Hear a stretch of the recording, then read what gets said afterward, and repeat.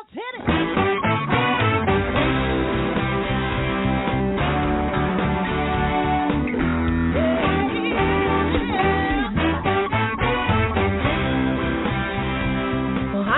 And welcome to Alzheimer Speaks Radio. I'm your host, Lori LeBay, and I'm so excited that you're joining us today.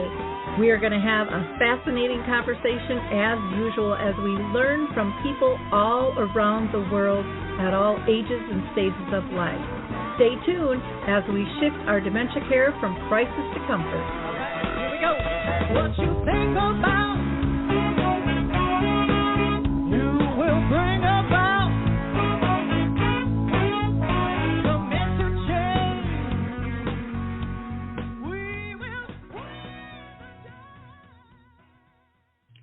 Well, hi, everyone, and welcome to Alzheimer Speaks Radio. I'm your host, Lori LeBay, and I'm thrilled you're joining us today. We are going to have a great conversation about empowerment and how to accommodate and support someone that you are caring for. But before I introduce our guest, I always like to welcome our new listeners because we hear from people all around the world all the time. And so for those of you that aren't familiar with us, Alzheimer Speaks Radio basically was started because my own mom lived with dementia for 30 years. And I really wanted to connect people to services, products, and tools all around the world, give them hope and inspire them in new ways to care. Because I know it can be a long, hard road when you're feeling isolated or disconnected. So our show is about an hour long.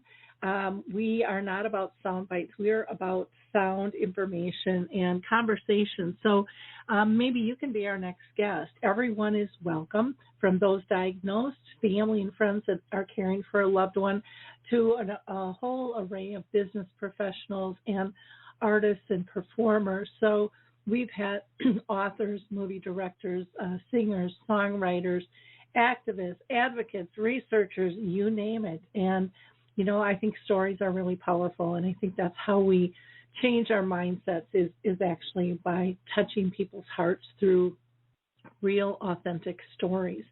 Now, I also want to mention that Alzheimer Speaks has a main website, just alzheimerspeaks.com, and there you can find a ton of information. In fact, we have one full section dedicated to free resources, so you can find tools, you can get connected to the radio show, to dementia chats where you'll hear specifically from those living with dementia and what their wants and needs are, as well as Dementia in the Arts where they highlight their work.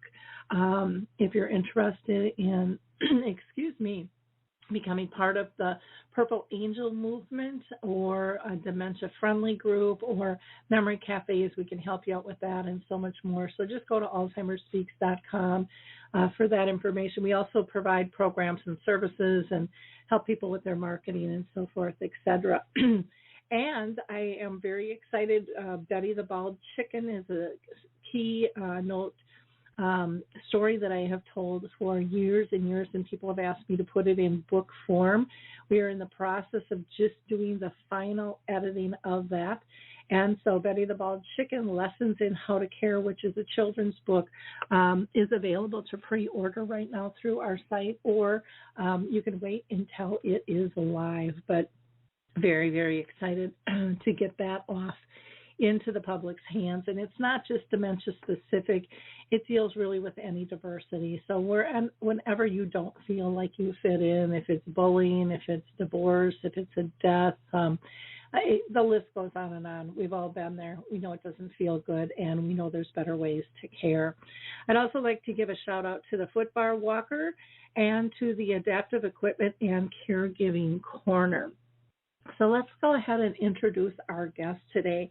I have the privilege of talking with Emerson Lee, and she uses the pronouns they and them, and so they are an end-of-life doula, a elder support person. They have been certified as a dementia practitioner. And they are the founders of Happy Memories Elder Support. which we're going to go into detail. And their practice supports current and future elders in order to live fully in terms of their life and disabilities, if it's dementia or not. So, Emerson, you are also a neurodivergent person, so I want you to talk a little bit about that. You are very creative, and you're a lover of dogs, flowers, and cake. So welcome to the show today. I am thrilled to have you and to be able to hear your story today.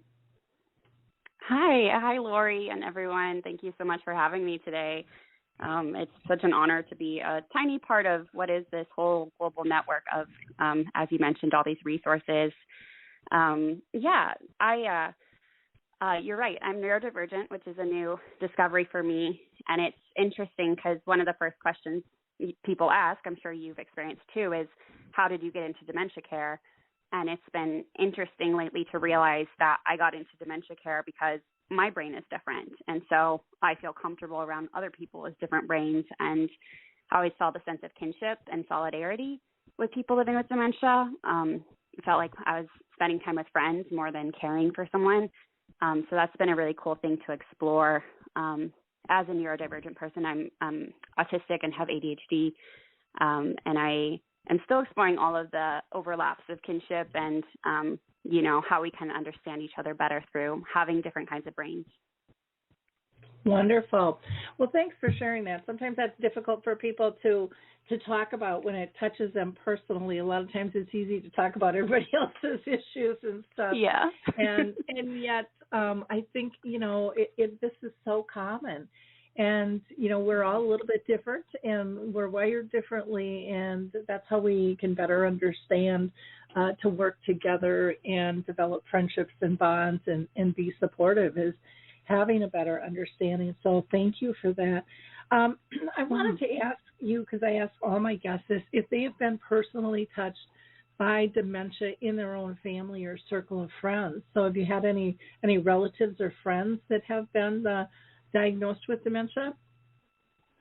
That's such a good question because I had gotten to know my uncle who was living with it, which is part of why I got into dementia care, but I never had a really significant person in my life who really substantially, altered my experience of dementia. So that's one of the reasons why it now makes sense to me that my autism is part of why I'm in this work, because I always felt like I should have, a person or someone.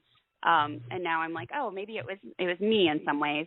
But I did get to know my uncle. We did spend time together that I didn't expect to be so lively and fun.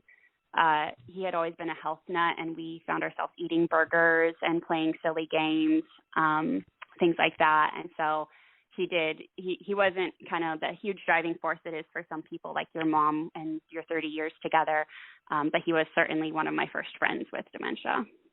Okay, wonderful. Well, thanks for sharing that. I think it's rare when I talk to somebody who hasn't been touched, but sometimes that is the case. And then most that I'm interviewing, of course, have clients or contacts that might not be in their immediate, personal circle there. But it's very rare when someone hasn't been touched these days. Everybody. Let's talk a little bit more about your path into this work. Was, when did you start it? What really initiated it for you? And, was there like that? A lot of times there's like one moment that just kind of pushes you kind of over the edge or forward going, no, you can't ignore this anymore. This is what you're supposed to do. Yeah, it's funny you say that because it really is like this long, winding journey with all these little steps and then kind of a big leap. And for me, some of those steps were time with my uncle, volunteering with a woman living with dementia. I took a class on aging that completely changed my entire life. And those were just small steps. And then when I moved to a new state, I moved down to Arizona, and I was applying for jobs and just randomly applied to be a receptionist at a care community. And it was just kind of something that was available. I did have interest in it, but I wasn't completely oriented towards getting into this yet. It was in the back of my mind, but it wasn't intentional. And then I go to the interview and I rave about art and music and animal therapy and having conversations. And they called me afterwards and they were like, we don't think you'd be best for our receptionist position. We actually want you to be our life enrichment coordinator. So I feel like I was drafted into my dream job, and that was like the big leap where I was like, oh, I'm doing this every day now. And from that point forward, it has been like I've hit the ground running, haven't stopped since then. Well, how nice that that they could see that, and how wonderful that they had an opening for that as well at the same time. It was, and it really was, and it had taken a bit to find a job down there. I thought I would find something in academic advising, which I had some experience in at the time, and it really was such a window of timing that was so serendipitous and has completely altered my life. And I've told the woman who offered me the position repeatedly, I'm like, you completely changed my life by offering that. Wow. It is interesting how things just can take a turn, and we have no idea that they're coming. But then when they're offered, it just makes sense. And we should all say thank you to her, for helping you get into this space. Now, you often use verbs like empower, accommodate, support. Why are those words so important to you, and why should they be important to other people? Yeah, those are three of my favorite words. I talk about them an obnoxious amount. And I call it the EASE Amendment, which stands for empower, accommodate, and support everyone. And I think of it as it's an amendment to this kind of traditional model of just care and control. A lot of care has been, just control, give basic care and manage behaviors has been a lot of it. And that's shifting significantly. And I think empower, accommodate, and support summarizes a lot of what we're shifting towards. And it comes from my background in disability justice, that for all people living with disabilities, we're all humans who have many capabilities, and we don't always need to be cared for. We need to be empowered. And even someone who can no longer walk and talk can still be empowered, can still be given choices and be recognized as a full person who makes sense, who has needs, and who has strengths and a lot to bring to the world. So those three words I circle around a lot in my work because I feel really strongly that those are the forces I want to bring more of to the world, both for people living with dementia, for myself as an autistic person, for anyone who is a human in the world. Mm-hmm. Now, a disability justice, I have to say I have not heard that term before, and I'm kind of embarrassed because before I was in this, which I've been in the dementia arena since 2008, and then I was in residential real estate for 25, but then for 10 years I worked with developmentally disabled. And is that a formal national group or local chapter or just a term? Because I think others might be interested in that too. Yeah, I appreciate you bringing attention to it because there's so much more I could say about it. And part of it is I'm still learning about it. It's a term that describes a movement, and it's kind of a grassroots movement led by a lot of people living with people of color and people living with disabilities, LGBTQ people. There are many powerful names in the movement. It's really collaborative, but it's in a lot of ways we have the disability rights movement, and that's very powerful and important. Disability justice is kind of an extension of that, of intersectionality and really recognizing disability, not just as something to, give rights to, but also to recognize as part of human diversity and something that can be a strength for people, also causes challenges. But it's really a movement, and it's something I'm really excited to start learning more and more about, and I'm glad you brought it up because I do think it's something powerful to learn about. Oh, wonderful. Well, thank you. I think that, like I said, I think the more inclusive we can be, the better off we all are. And the only way to do that is to gather knowledge and, not be shut in, but being proud of whoever you are with whatever you have, because we all have something that's a little bit different from somebody else. And so I think that's a really important thing. Well, why don't we talk a little bit about your company itself in terms of what it has to offer people? So Happy Memories, Elder Support, what does that really mean? And maybe we should start out with why you picked the name. I always find that interesting. And then what do you offer? Yeah. I love you bringing attention to the name. I love it so much. When I was leaving memory care, I never consciously thought about calling it Happy Memories. I just knew. I was like, it's Happy Memories. That's where I'm going. But the elder support took me a long time because I didn't want people to hear elder care and think that I was an in-home care agency or just doing caregiving. I wanted that emphasis on support, that I'm there as a companion and there to support psychosocial, emotional needs. And so Happy Memories Elder Support was finally what I landed on to express that. It's still a work in progress. People still think, oh, well, obviously you're just a caregiver, which there's no just a caregiver. But it is, it's evolved over time to, at this point, I see myself as a dementia specialized end-of-life doula. And I am specifically working with people to prepare to live fully. So I even work with people, which we can talk more about, there's a lot there, but I work with people who don't even have dementia yet, and maybe they never will, but they're scared about it, or they have family history and they feel like it's really likely, as well as people in early stages who are looking ahead further down the journey and they're thinking, I want this to go as well as possible. I want to be supported. And making those preparations through the lens of my end-of-life doula training that we can prepare. And there's a lot of tools we can use, resources, education, and through those preparations, the rest of the journey can be better than it would have been. No, a lot of people might not even know what a doula is, let alone an end-of-life doula. That's a good point. Yes.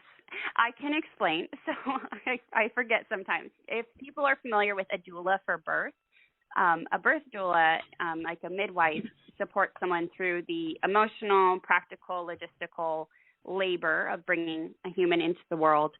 And just like there's a labor around coming into the world, there's a labor to leaving it. And so end-of-life doulas are often known for sitting bedside is what we're envisioned as doing, that we would be there to support the person and their care network as they leave this world. And end-of-life doulas do far more than just sit bedside, and every doula that I know has a different specialty and focus, and for me, it happens to be the dementia journey.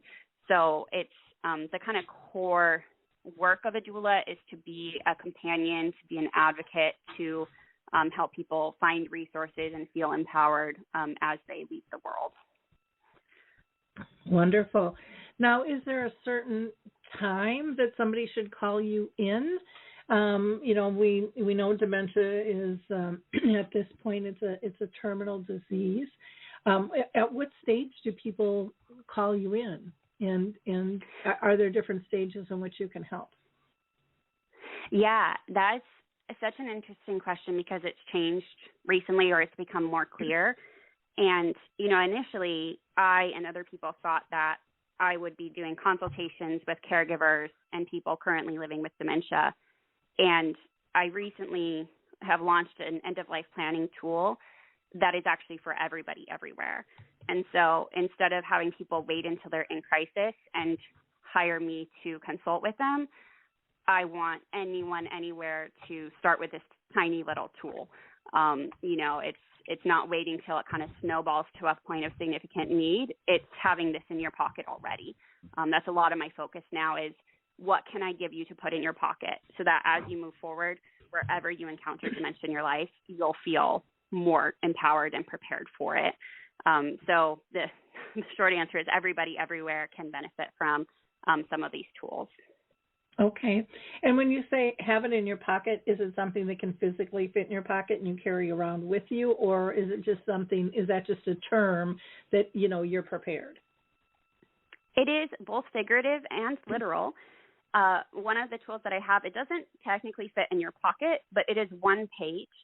And it is, I'm looking at mine right now on my wall. It is framed and Velcroed to my wall. And if something happened to me, if I had to go to the hospital, it could be pulled off my wall, taken with me to sit next to my bedside. And I've heard from nurses who say, this is the information I wish I knew about someone. It's the kind of music to put on, the channel they might want to watch, the topics to mention. Something like if someone's from Wisconsin, even if they can't talk, saying, oh, I went to Wisconsin once and it was really lovely. And you can see more familiarity and comfort in their face. It's all these little kinds of things that get forgotten in the whole, process of moving through hospital, skilled nursing, memory care. It puts that information right at the forefront, so it's easily used by anyone who comes into contact with them. Okay, and those things are so important. I mean, they're little things, but boy, they make such a humongous difference in someone's life and comfort. And we've got to get past this feeling uncomfortable about talking about death and dying, because there's no way out of it, guys. It's going to happen. So why not have as much control and comfort in your life while you're living, no matter, what level that's at, and make it more comfortable for those caring for you too. I think getting this information in their others' hands, it makes an incredible difference in terms of the comfort level of those that are caring for you. So it isn't just about the person you're caring for. Anyways, I don't think so. I think there's a huge ripple effect in being able to talk about this stuff and know what they like or know what they want. Even like, I remember when my dad was dying, people are like, well, he doesn't want to be cremated. And I'm like, well, you know what? I've had the conversation, with him and Mom, and there's so many things that we don't talk about. And it's really important to know, because otherwise you're beating yourself up. Or, is it time to pull the plug? What was the person's wishes? To alleviate that guilt, and all that second guessing that can go on can just be horrendous. For those around that are caring. So in terms of tapping into, your doula services, how does that work? Is there an application to fill out, or do they just say, hey, let's talk and you meet? So I actually am completely doing Momo Maths, which I forgot to mention stands for More Moments. And I have shifted back to that because this is information I wanted to have from every single resident in memory care. And every older person I talk to is like, oh, yeah, I am scared. I'm scared that I'm getting it right now. I'm scared that I'm going to end up in a nursing home or the hospital tomorrow. And so I have assessed everything I can possibly do as a doula, and I've identified that this is where the power is. This is where, I can support the most amount of people to live the most fully for the rest of their lives. So instead of having 10 clients over the next 2 years, I want hundreds of people to have a map. And like you said, it's something that isn't just for the person, it's for the relationships they have with people, that their caregivers have so many more ways to interact with them. And there are things not just like favorite music, but what songs did you sing along to in the car when you were a kid with your dad? Or what did your mom make for you on a sick day? And that kind of information gets lost. And so I know it sounds funny that I'm not using the full scope of my doula practice, but getting Momo Maps into people's hands, helping them make them and helping them incorporate it into their lives, those are the steps I'm working on, because once they have that, I think as a doula, getting that tool will allow the people in their lives to be a doula to them, that they'll be surrounded by more doulas because they'll have the tools to companion and support someone through that time of their life, and to have those relationships and experiences together. So this is something that they fill out themselves then, that is like a downloadable thing? It is. So it's a digital product is what it's listed as on my website, that they'll be sent to PDF. But a lot of people find, much like, you're talking about all of the really intense end-of-life decisions, things like advanced directives, DNRs, those can be really heavy, and people find that any end of life document is hard to do. So they can buy that and they can get it. They could have it 1 hour from now. They could fill it out. But a lot of people aren't that much of a go-getter and able to sit down and just do it. So I have map-making sessions is what I call them, where I will talk you through each of the questions, and by the end of the call, they would have that document and be able to give it to their loved ones. And then, like, I personally know whatever happens to me, I know that that's in my loved ones' hands, and they know that those are things I want in my life. And I have them for my loved ones as well, and it brings a huge peace in the present. And then also I know that they're powerful in the future when they start being applied and used in their lives. Mm-hmm. Okay. So then in these map-making sessions, are those individual, or would you ever group people together to go through those? Or they are group sessions, yeah. Okay. So they are, and that's something people could get to. I actually recommend if you're like, I don't think I would immediately fill that out, getting the map-making session at the same time so it's already on your calendar can be really helpful. I know as a neurodivergent person who I find steps hard to do, if I have it scheduled, then I'm more likely to do it. Because I love that a lot of people have gotten a Momo map, but they have said, it's hard to actually do it. So the map-making is kind of where some of the magic happens. And it's really beautiful in those sessions. People will share at the end of it, and they'll be like, oh, I didn't realize that I love this specific brand of soup from when I was a kid, or that this part of my daily life, this routine I do every single day, like for me feeding my hummingbirds, that's so important to me. And you'll see people's eyes light up. They're like, oh, I can visualize this in my future now. And that's the magic that I see with the maps. Oh, that's cool. Yeah, because you need some of that hardcore legal stuff in there if you're doing full planning and stuff. But then you have to get to the heart set pieces that are so important and so much of the time overlooked. You also, it looks like, have a 5-week course that's called the Treasure Hunt. You want to talk about that too? Yeah, I am so excited about my treasure hunts. I found when I first started sharing maps, like I said, people wouldn't necessarily make one. And then if they did make one, they'd set it aside and be like, cool, I have that for the future. And what I want for myself and other people with disabilities and people without disabilities and, of course, people living with dementia is that we're using them in our daily life. It's a tool that it's great if you get dementia. It's also great tomorrow when you have a bad day. And so the treasure hunts are something where lately I haven't been sleeping well, and I'm using things off of my Momo map to support me to sleep better. And that's the kind of thing we bring into the treasure hunt is what's a challenge you're facing and where are you able to use, I call them micro delights is what is on the map. And they sound like small joys, but they're actually deeper than that because they're very practical. They're actually meeting these needs and helping accommodate us. And so a micro delight, like something I use if it's hard to get up in the morning, I play one of my favorite songs, and that helps me like jump out of bed. It gets my brain to go, oh, okay, let's do this. So those little things we're finding throughout our days in our challenges, not just as, oh, that's a small joy and we enjoyed it, but that's a powerful tool we use to accommodate ourselves and have a better experience of our day. Okay, wonderful.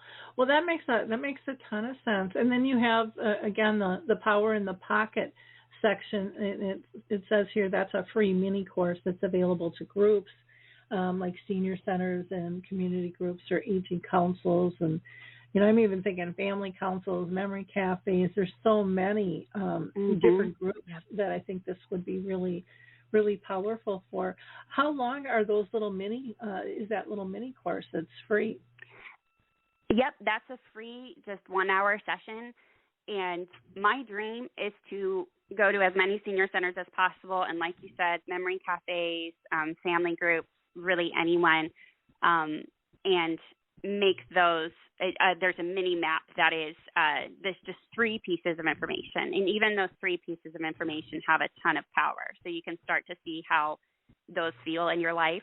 And then you can do the Momo map if you want to do the bigger one. But the Power in Your Pocket, it's the mini map and a couple other little tools that help people feel like, oh, I can envision this now, and I don't feel like it's just this dark pit of despair in my future, I can see myself dancing to a song in my wheelchair in a nursing home. And that can shift our whole being, as far as it really shifts from that cowering and that crisis to feeling preemptive comfort. Mm-hmm. Oh, cool. Well, those seem like really neat tools and groups that kind of take the scary off a scary conversation, I guess, is really the only way to say it. Yeah. There's so much taboo that we have been told on various things, and it just makes me sad that some of these really necessary, really important conversations, have that taboo attached to them. And then, when you're able to kind of lighten the conversation, everything changes. And people are like, why was I so afraid of this to begin with? This is really important stuff. And then I would imagine you see a lot of people being advocates going, other people need to know about this now, and kind of helping spread the word.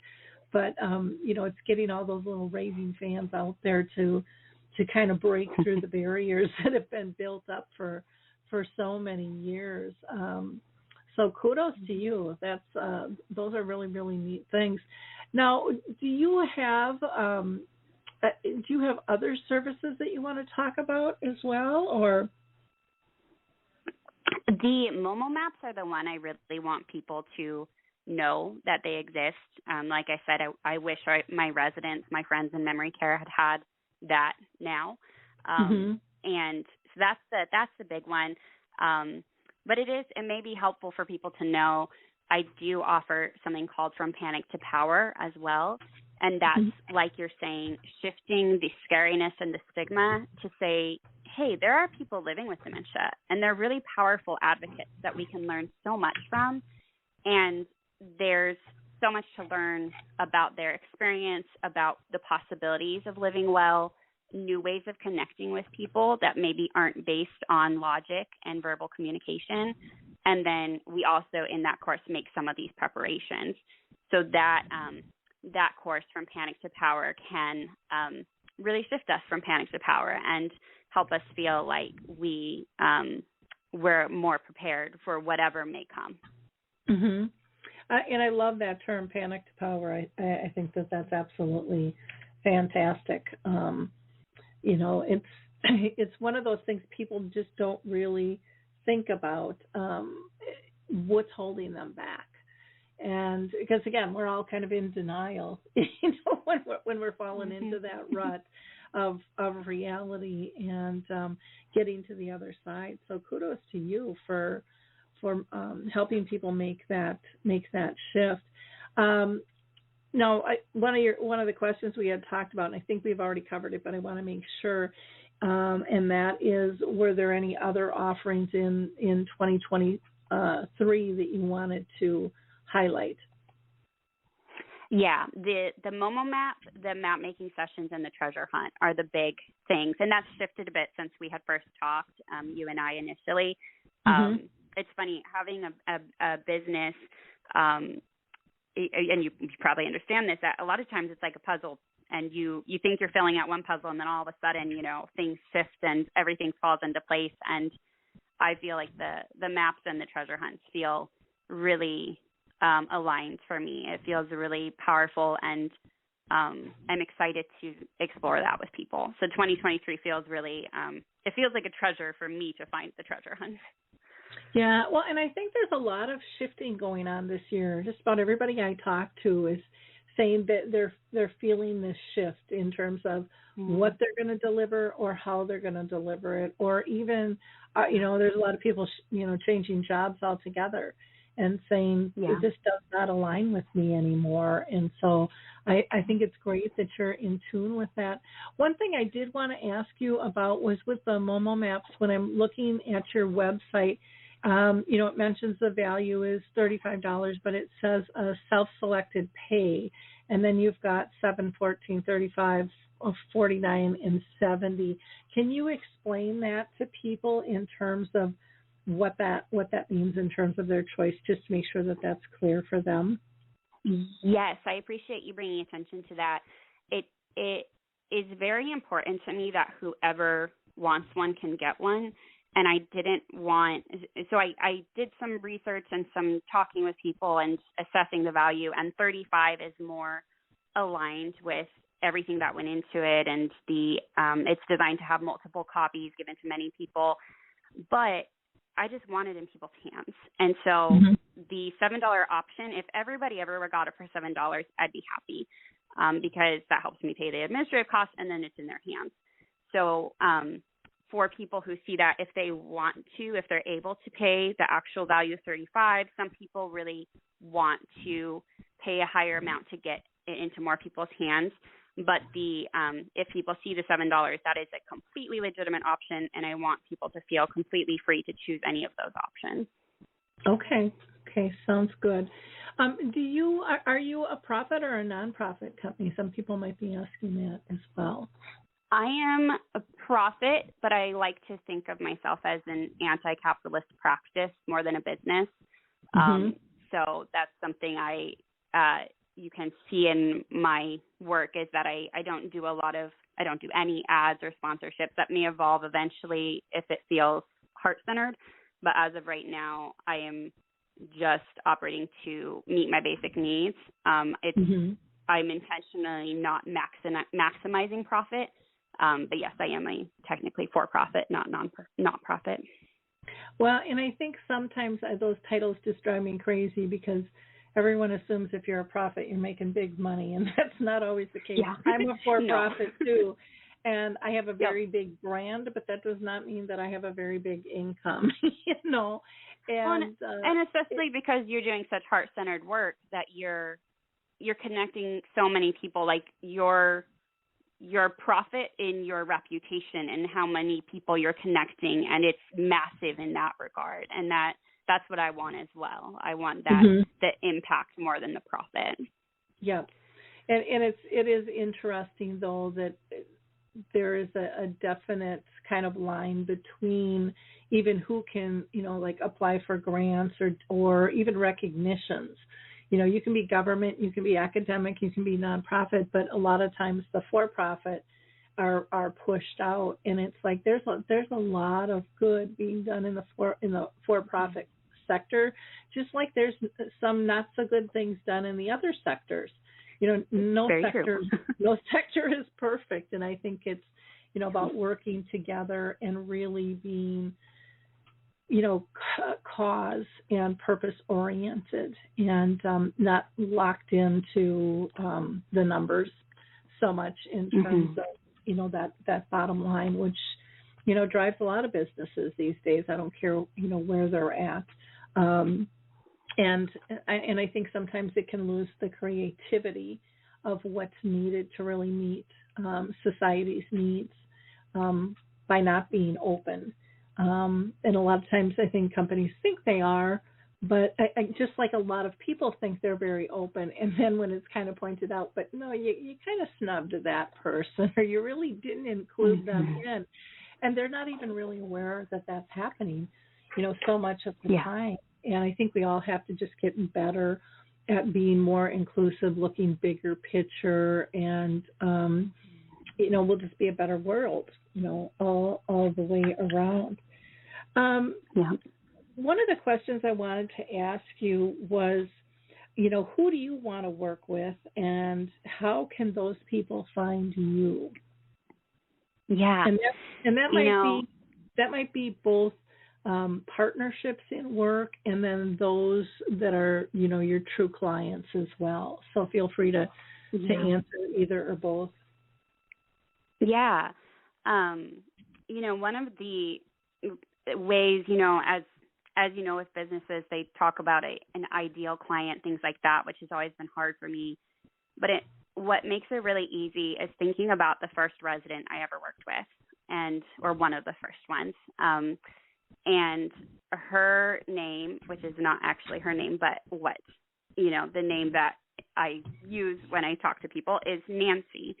And Nancy was someone who was often overlooked by people but she was lovely. And she was someone who she and I really connected, and we loved to just sit and listen to the birds or chat and walk or listen to music. And I want to find the Nancys, the people who may be overlooked, especially women who are maybe still healthy and independent, but they'll be a Nancy in a memory care community in 15 to 20 years. And building those relationships now, getting to know people who are looking ahead at their future and want to continue being the wonderful, vibrant people they are right now and living the wonderful lives they're living.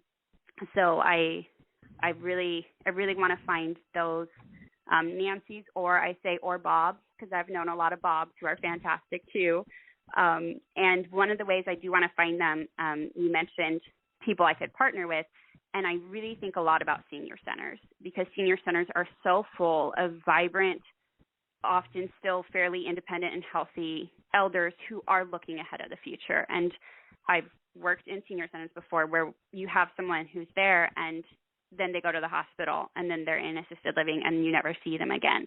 And I want to be building relationships there where people are prepared, whatever may happen tomorrow or 5 years or 10 years down the line. Wonderful. And it is funny when you said it's hard to define, but then when you think of a person, it becomes much easier to be able to put that into a solid statement, because it is. I struggle with that all the time, but I can come up with people or situations that it's like, that's what I want to do. That's what I want to know. Yeah. And I run into them all the time too. I'll just be out and about somewhere and I'll turn to my spouse and I'll say, that's a Nancy, and not in the regard of like I want to have them in my business, but just like that's someone who I would love to spend time with. Like they're just wonderful, and I can see what a strong, vibrant person they are. And it is, you're right, like it's a very distinctive feeling of like, oh yeah, those are the people I want to work with. Yep. Yeah, I remember having, when I was working with the developmentally disabled, and there were so many people that were so afraid of many of the clients. And one of them, she had lost all her teeth, her hair was kind of wild. She had the most beautiful blue eyes and the biggest, most precious smile, though. Just absolutely, I just adored it. And she would come up and she would hug people, and she would, what would she say? Something like, you have snake's breath or something, but she had this big smile on, and people were kind of scared. And I remember my stepson going, I can't be around her. She just scares me. And I said, come on, we're going to go back over there and you're going to meet Adeline. And I'm going to tell you, she's one of my favorites, and why. And by the end of our discussion, Adeline was sitting on his lap, giving him a hug. And he was like, I get why you love Adeline now, because she was just so full of love and joy. I mean, that's really all that was in her. You never really saw her snap or get angry or anything. She was just pure joy. But because she looked different, she talked different, people pushed that away. And, they didn't look deep enough to see her soul. And, I still to this day, and I mean, this was over 40 years ago, I still have pictures of her that I can pull out that just melt my heart, when I think about her and so many of the others. And, I just think of how many people are we missing out in our lives because we're afraid because they're different. And then they can turn out to be, a best friend or a dear colleague, or a wonderful client, or a neighbor, or just somebody, at the coffee shop. Doesn't really make any difference, who it is or what level they are in your life. But I think so often we build those fences and those barriers instead of breaking them down and reaching across the aisle and getting to know somebody. And I just think that is a sad state that our world is in right now. So it's lovely to talk with people like you that are being more expansive and open and inclusive and realizing, none of us is perfect. We didn't come here perfect. We're not going to go out of here perfect. That's just the way it is. This is a level to learn on, and some people just don't want to take that on at all, which is to me sad. But that just makes more work for the rest of us to do, and makes us more passionate in terms of what we're doing and how we can do it. What is a way that our audience can help you in your business, Emerson?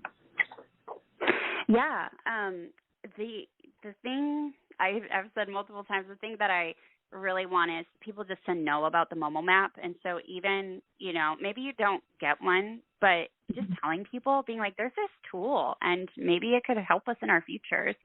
And so sharing that that's the thing. There's so many hard end of life documents, but this one is fun. It's almost like a personality quiz, and it can help us today. And so that's the thing that I really like. My heart has been sitting with the Momo map for years now. It's been wanting them out in the world, and that would be the biggest gift, is just for people to know that they exist and share them with other people. And those are they are available now at makinghappymemories.com. So, telling people to go there, checking it out yourself. And then, like we talked about, if there's groups who want to share them, they can reach out to me. I can share them in that setting too, in the Power in Your Pocket. It is something that I just really want to, share everywhere. I want to go hand them out on the street to everybody. Mm-hmm. Now, do you do speaking at conferences and things? I haven't done conferences yet, but I have done some speaking engagements, and I do enjoy those. So yes, that's kind of on my professional bucket list, is to go to a conference. It just hasn't happened yet with COVID. Okay. Yeah, and a lot of them have cut back, and some of them have gone on the wayside to internet, which some people like, some people don't like, all of that. But yeah, I think you would be just a wonderful speaker. You're very comfortable in terms of what you're talking about. You're extremely knowledgeable, and like you said, you're heart-centered in terms of what your goal is. And to me, that makes for a real engaging speaker. So if you're listening out there, maybe this is something too that, and I don't want to force your hand in this, but, maybe the mobile map is something that companies would like to use and do a licensure with for their families as people enter their communities, to help the whole family out, as well as the staff. And again, I don't know if that's something you'd consider or not, and I just don't want to put you on the spot with that. Yeah, but no. I think there could be great value there. I can talk about that for a little bit. Okay. That is something that's actually on my radar. The Momo maps are being launched right now, on smaller scale, but it's even on my website at the very bottom. I want to do group rates. I want to get them to as many places as possible. I can kind of envision some of the steps, and one of the things is that I would want it to be an ongoing partnership, that it's being continually implemented, and we're checking in together on that. And so if anybody wants to partner with me in that, if you want to be one of the first communities that I do that with, it is something that I envision doing.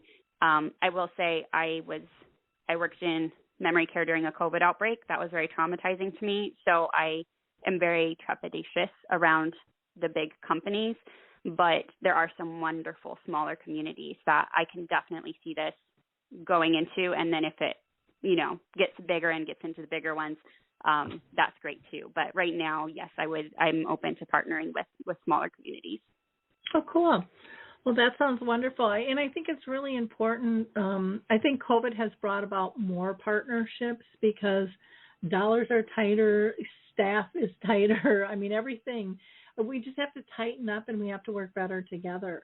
And so instead of recreating something that you see is good, work with whoever develops that and have a broader, footprint.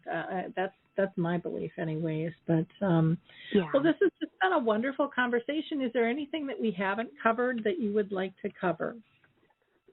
I'm trying to think, and I feel like you asked such thoughtful questions and sometimes ask questions I didn't even realize were good to answer. And it's just been wonderful to have that conversation with you and talk about so many important things. So I really appreciate it.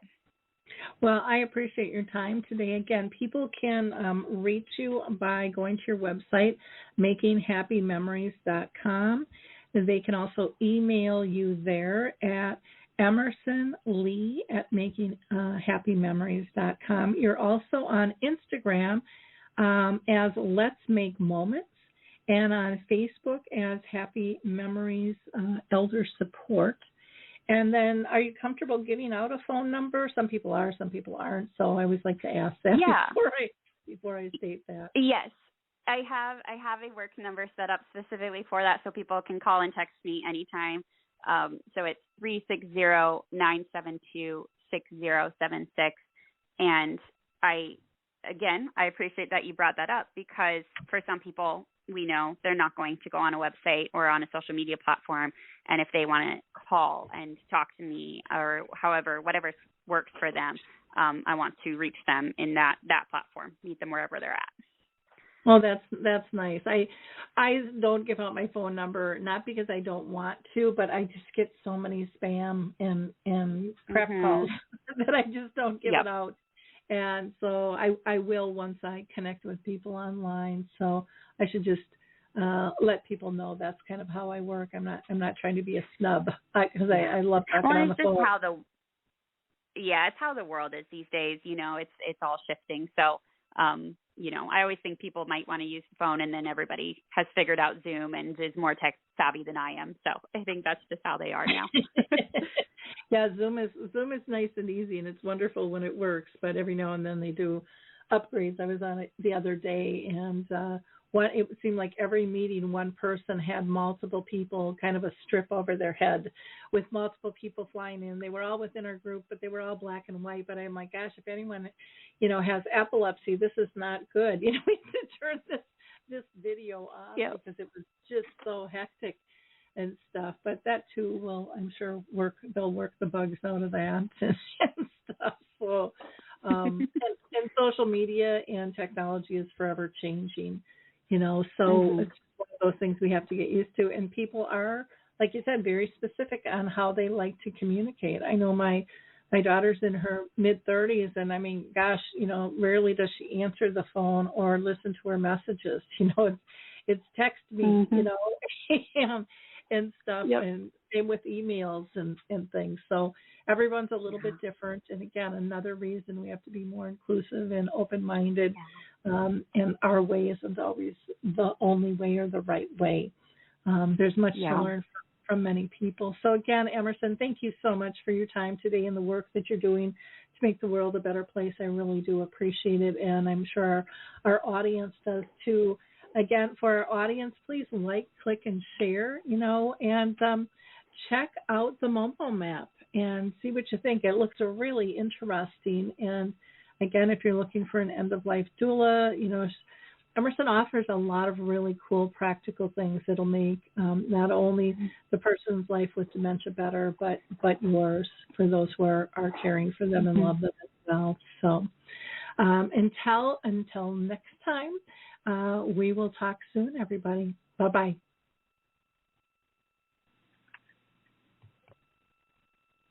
Hey everybody, Jared Sebestier, host of Retire Repurposed. This podcast is dedicated to help people transition into fulfilling and purposeful retirements.